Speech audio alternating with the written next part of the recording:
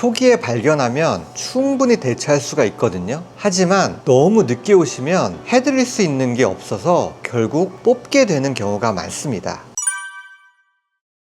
여러분, 임플란트 한 번 하면 평생 간다고 생각하셨나요? 그렇게 믿고 방치하면 진짜 큰일 납니다. 지금 이 순간에도 겉으로는 멀쩡해 보이지만 그 아래 잇몸뼈가 서서히 녹고 있는 분들 생각보다 훨씬 많습니다. 만약 양치하실 때 임플란트 주변에서 피가 나기 시작했다거나 입냄새가 예전보다 심해졌다거나 씹는 느낌이 조금 달라지셨다면 지금 임플란트 주변 뼈가 조용히 녹고 있을 가능성이 있습니다. 오늘은 소중한 임플란트를 잃기 전에 여러분들이 반드시 알고 계셔야 할 내용으로 이야기해 보겠습니다.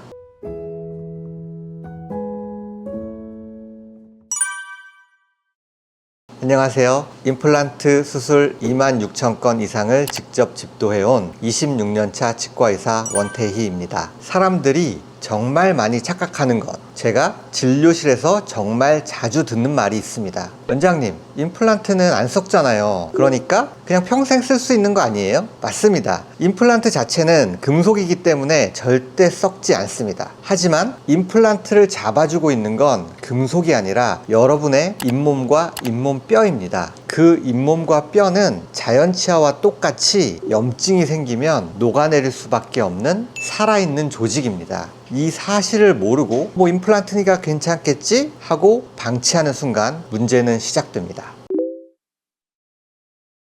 우리는 날마다 음식을 먹고 또 이를 열심히 닦아서 입안을 깨끗하게 하려고 노력을 합니다. 그럼에도 입안에는 너무 많은 세균들이 있기 때문에 시간이 지나면 임플란트 주변에 세균과 플라그가 쌓이게 됩니다. 이 세균과 플라그가 독소를 내뿜으면 주변 잇몸과 잇몸뼈에 염증이 생기게 되는데 이걸 우리는 임플란트 주위염이라고 부릅니다. 무서운 점은 이 병이 자각 증상이 거의 없다는 겁니다. 아프지가 않습니다. 눈에 띄는 변화도 별로 없어요. 그래서 문제가 있다는 걸 알아챘을 때는 이미 잇몸뼈가 많이 손상된 경우가 대부분입니다.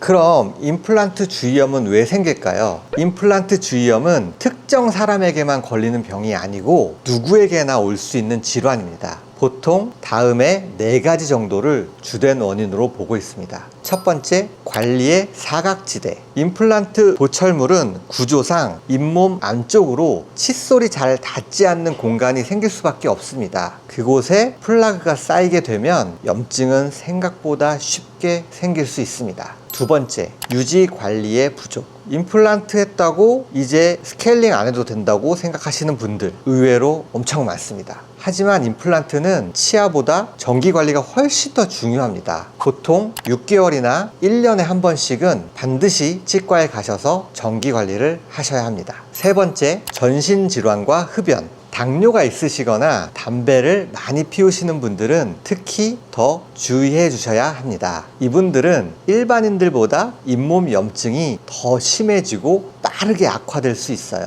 이런 질환들은 우리 몸의 치유를 방해하기 때문에 임플란트 주위염의 위험을 크게 높이는 작용을 합니다. 네 번째, 교환 문제. 자연치아에서는 치주인대라고 하는 쿠션 역할을 하는 조직이 있습니다. 하지만 임플란트에는 이런 조직이 없어요. 뼈랑 바로 다이렉트로 결합되어 있기 때문에 자연치아보다 훨씬 더 많은 충격을 그대로 받게 됩니다. 맞물리는 게 조금만 틀어져도 특정 부위에 힘이 계속 집중되고 이러한 교합으로 인한 스트레스가 계속 쌓이면서 잇몸뼈를 서서히 무너뜨릴 수 있습니다.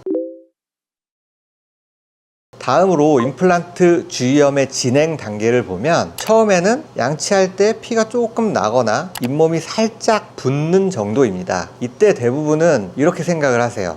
양치 좀 더 잘하면 괜찮겠지 뭐. 내가 요즘 좀 너무 피곤해서 관리를 잘 못했나 봐. 하지만 이렇게만 생각하시면 안 됩니다. 그게 임플란트 주위염의 신호입니다. 여기서 염증이 더 심해지면 잇몸이 물컹물컹한 느낌으로 바뀌고 씹을 때도 은근한 불편감이 생깁니다. 그리고 더 진행이 돼서 말기가 되면 임플란트를 잡아주던 잇몸뼈가 눈에 띄게 녹아내리게 됩니다. 2단계에서는 임플란트가 실제로 흔들리거나 빠지는 일이 생길 수도 있습니다. 이런 임플란트 주위염이 생기지 않으려면 어떻게 해야 될까요? 우선 임플란트 주위염에서 가장 중요한 건 치료보다는 예방과 관리입니다. 임플란트에서 보철물 아래쪽 임플란트에 연결되는 부위, 이 부위를 지대주라고 부르는데 이 부위는 잇몸 속에 들어가 있는 구조물입니다. 이 부분을 잘 관리해 줘야 하는데 이게 집에서는 관리하기가 매우 어렵습니다. 반드시 치과에 정기적으로 오셔서 정밀한 유지 관리를 받으셔야 합니다. 다음으로 전용 구강 위생 도구를 사용해 주셔야 돼요. 칫솔만으로는 한계가 있습니다. 치실이나 치간 칫솔, 그리고 워터픽. 이 워터픽이 굉장히 중요합니다. 이건 물총 같은 걸로 구강 내를 세정해 주는 장치인데 임플란트 환자들의 잇몸 관리에 매우 유용한 기구입니다. 치과나 인터넷에서도 쉽게 구하실 수 있으니까 꼭 사용하시기를 권해드립니다. 이런 보조용품들을 이용해서 보철물 아래와 잇몸 경계부를 깨끗하게 관리하셔야 합니다. 세 번째는 교합 체크. 임플란트는 맞물림이 조금만 틀어져도 문제가 생길 수 있기 때문에 정기적인 교합 체크 또한 필수입니다. 그리고 가장 중요한 건 아무런 증상이 없어도 반드시 치과에 가셔서 정기 검진을 받으시는 겁니다. 초기에 발견하면 충분히 대처할 수가 있거든요. 하지만 너무 늦게 오시면 해드릴 수 있는 게 없어서 결국 뽑게 되는 경우가 많습니다. 안 아프니까 뭐 괜찮겠지? 이런 생각이 임플란트에서는 가장 위험한 생각입니다.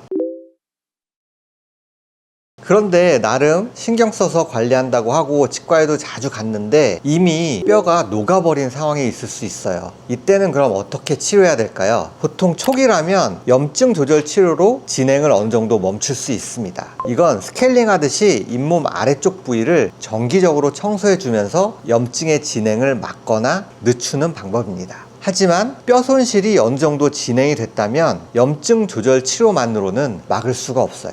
이때는 잇몸을 열고 임플란트 주변에 있는 염증을 싹 제거해주고 필요하다면 뼈 이식술 같은 추가 치료가 필요할 수도 있습니다. 그리고 거기서 더 많이 진행이 돼서 뼈가 너무 많이 녹아버린 상황이라면 안타깝지만 임플란트를 제거해야 합니다. 그 뒤에 뼈를 다시 만들어내고 그 자리에 임플란트를 새로 심는 걸 고려해야 되는데 이 수술이 생각보다 굉장히 어려운 수술이에요. 시간이나 비용, 또 몸에 가해지는 부담도 처음 할 때보다 훨씬 커집니다. 그래서 임플란트 주위염은 생기고 나서 고치는 병이 아니고 생기기 전에 막아야 하는 병으로 생각하셔야 합니다. 자, 임플란트는 한 번 심으면 끝나는 치료가 아니에요. 관리하지 않으면 자연치아처럼 염증이 생기고 그 염증이 뼈에까지 퍼지면 임플란트도 결국 빼게 됩니다. 피가 나거나 냄새가 심해지거나 씹는 느낌이 달라졌다면 절대 혼자 판단하지 마세요. 임플란트는 심는 것보다 지키는 것이 더 중요하다는 것을 명심하시길 바랍니다. 임플란트를 사용 중이신 분들께 오늘 영상이 유지 관리하는데 조금이나마 도움이 되었으면 합니다. 앞으로도 임플란트를 오랫동안 안전하게 쓰는데 꼭 필요한 이야기들을 모아서 알기 쉽고 실용적인 내용으로 알려드리도록 하겠습니다. 감사합니다.